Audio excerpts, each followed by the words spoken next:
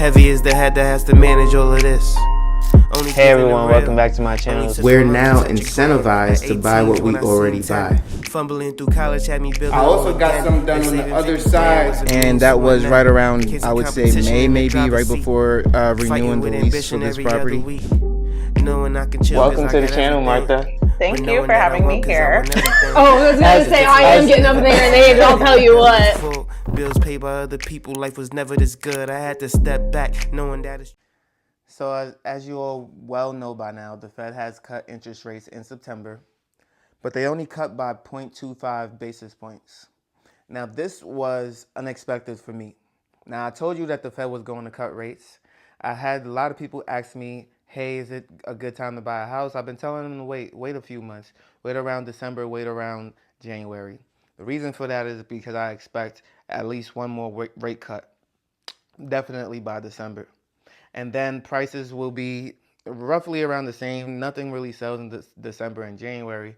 And so you can expect to have a little bit more of affordability in the market without a huge increase in housing prices. And so people have been sitting on the sidelines, have been stacking up, and they're working hard right now, which I'm actually surprised about because a lot of people are getting to a bag and making some money. Now, the job market sucks. We all know that. But, you know, if you have a job, if you're able to eat, you're killing it right now. You're making money, you're sustaining, you're staying afloat, and interest rates are dropping. So I do expect within the next 8 months, when we get to summertime of 2026, we'll be in a much better position economically all around. There's going to be more businesses building back up, but most importantly, stable businesses starting to hire again. Because the new job creation is not going to lead to as much growth as you think, but it's going to be the jobs that are already functioning at a high level that are now hiring again that's going to allow us to really get ahead. So with that being said, I want to talk about what's next to come. So people are starting to refinance their homes. I don't think that that's a good idea right now, but obviously there are some people in tough and tight situations that will not have a choice in the matter, right? The price dropped just enough for you to refinance, you're going to go and do it. The problem with that is that I used to be a mortgage lender. I used to be in a refinance mortgage lender. And so what does that mean? I understand the in and outs of what it is to refinance a mortgage loan. Now, not everybody has to pay for that cost up front, $2,000, $3,000, $500 to refinance their home, right? Not everybody pays for that cost up front. And in fact, some banks might offer you zero down refinances. All they'll do is roll it into the cost of the mortgage. You can absolutely do that if you choose a higher interest rate. The higher interest rate is obviously paying the bank more over time. And so you think that you're saving money. You're really not. You're just costing yourself more in the long run. Now, if you don't plan to stay in the home for too long and you just want to buy yourself some time, then sure, go about it. Go ahead and have at it. But for others who have those golden handcuffs, refinancing right now means that you're in a desperate time. You're in a desperate time. Maybe you bought too much car. Maybe you bought too much other things. Maybe your credit card debt has risen to astronomical levels where you might have to file bankruptcy or foreclose on something. So now you have to refinance in order to, keep things level and stay afloat and really manage your debt properly. Maybe you just went through a rough divorce. Maybe times have changed the way you have to sell or refinance your home. Then yes, all these things lead to more economic stress and economic uncertainty for a lot of households and a lot of families. And so you understand there's a lot of inherent risk when it comes to things like this. And when it's allowed to happen, like for example, if you have the ability to refinance, now that is on the table. And that may be a better alternative to the only other option, which would have been to sell the home, to sell the asset. If, again, you're going through a divorce or a situation where it must be split or something of that nature, right? And so I say all that to say, anybody who's refinancing right now is probably not in their best interest. It's probably not in their best interest. Even in December, it's not going to be that great. It's just not. But it's going to be a little bit cheaper than it is in September.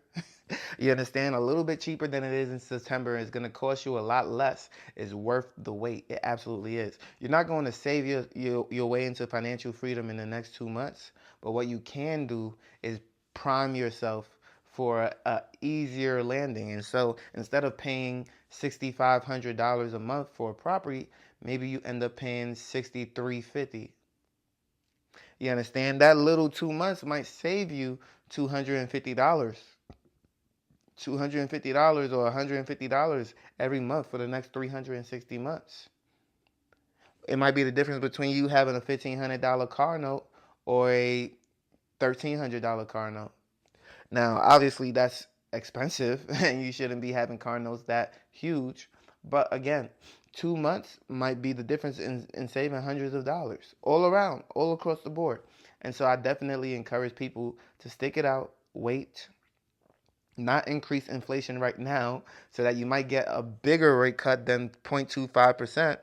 And as the job market continues to weaken, we might experience a better rate cut. Now, my prediction was off. I'm not sure if I shared it with you all, but I expected at least a half basis point cut. And I thought that if they were being very aggressive and they wanted to shock the world and they wanted to surprise us all, it would be a 0.75. Now, I thought, thinking back on it, 0.75 was just way too much. They're not trying to shock the markets. They're not trying to make everybody go into a frenzy and go crazy. But I felt like if more people had championed for that 1 point basis cut, then a half a point basis cut would have been more realistic. But because everybody was saying 50-point basis cut, 50-point basis cut, they went under that in order to, keep steady the expectations and the reality. And so when Jerome Powell was talking, he said, you know what, we were cutting aggressively during COVID, and then we hiked aggressively after. It's no longer time for aggressive. It's more time for a steady hand. A steady hand. And the thing with that is it's upsetting to me as a real estate investor, because that steady hand is not going to allow me to really dive deep and taste the sweetness of buying more properties right now. But at the same time, we understand that inflation has been going out of control, and we don't want the cost of everything to rise, because I still love going out to eat. I still love traveling. I still love doing other things that seem to be going up and creeping up in value. I fly basic most of the time with Delta. I don't want to pay for a main cabin and all these things. And you know why? It's because all those things are getting expensive, and it's to the point where, I forego all the points. Like, forget about the Sky Miles and all these things by flying Maine if it's going to cost me more in the long run. And so I say all that to say, like, yes, there's a lot of people sitting on the sidelines wanting an opportunity to buy. But I also have a lot of people in my personal life that aren't ready to buy. And so maybe this slower rate cut might actually give them a chance to get some footing and be able to enter the market maybe late next year or the year after. Now, in 2026, the president is looking to replace the Fed chair. Although a lot of people believe that the Fed should be separate from politics entirely, and I wholeheartedly agree with that, because every president is going to want to make the point of cheap labor. Everyone feels good during their presidency, but that's not the way the world works. There's ups and downs and everything. And if the Fed is now being manipulated by whoever's in office, that's going to affect markets in a way that we may not be prepared for.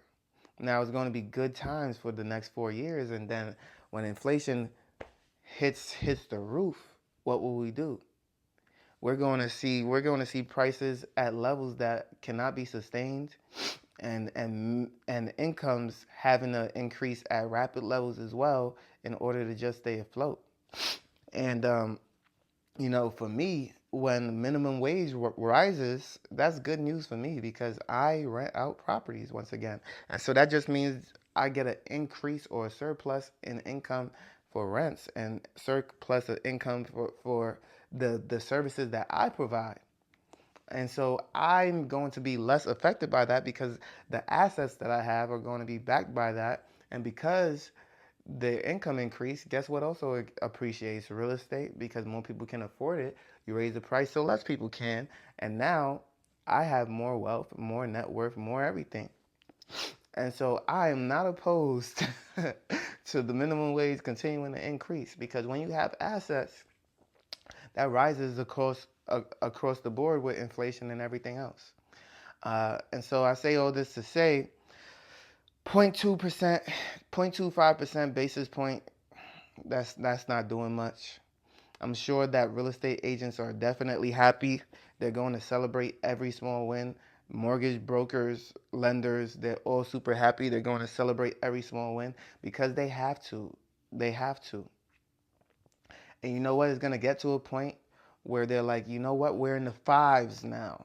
We're in the fives. And I think that is a good place to be. When you get to 5.5%, I'm not going to hold back. I would prefer to be at 4%.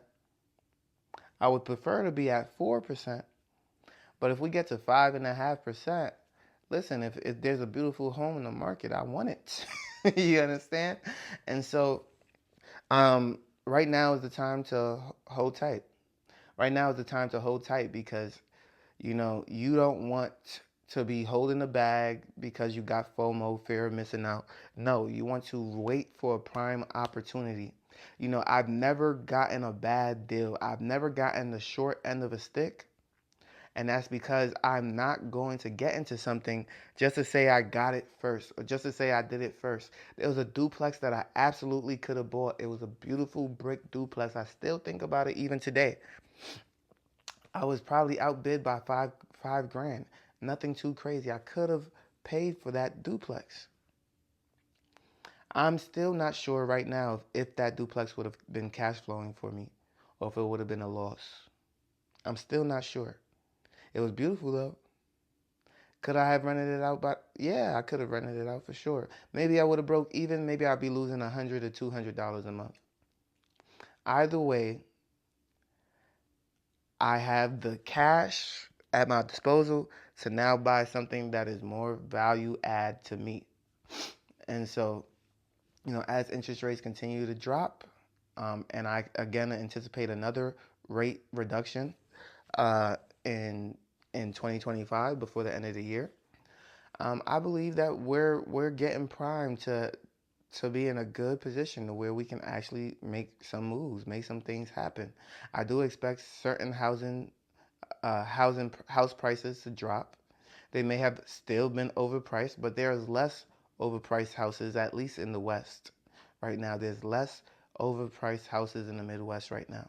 They're starting to price accordingly. I got a house across the street for sale that was supposed to be on auction, and that one is overpriced. I think it's about $50,000 overpriced right now. But it might sell for $40,000 less than what it's listed at. So we're looking at a house that's still going to be overpriced by about $10,000, $15,000 and sell, right? But as interest rates continue to drop, that's what the market is going to be. You're going to set a new high for the market, and that's going to raise the value of everything around it. If that house sells for $50K more than everything else in the neighborhood, everything else is now gone up in value. Can you imagine what that does for my housing value? Like, imagine my house now appreciating $50,000 just overnight, like that. Obviously, it's not the same house, but based on my current price, to go up 50K, that's a lot. And so, you know, people are going to set the terms, and it's up to somebody else to decide, hey, I'm going to buy this. And when that becomes the average and the norm, it's no longer crazy. It's no longer a crazy concept. It's now the reality. And you understand, with the work that I've done to this home and the work that I've put into the basement and the things that I've done, you've seen the videos, it's not unrealistic for me to say, okay, if that went up 50K, then mine is also going up 50K. Right? And so, again, I encourage you to look for gems, look for opportunities, look for appreciating markets, and do not have the fear of missing out. There's more where that came from. And as interest rates drop, guess what? There's going to be more builds, new builds hitting the market because people are going to get back to building again. So if you like this video, make sure you leave a like, comment, and subscribe to the channel. You know I post on YouTube, Rumble, and Spotify for podcasters. And I just dropped a new album. It's called Gifted Lyrically, Hearts and Lessons. Go ahead and check that out. I got this new song called Nice Guy, and it is running it up over 3,000 views already. If you like this video, again, hit the like button, subscribe, and I'll see you in the next one. Peace.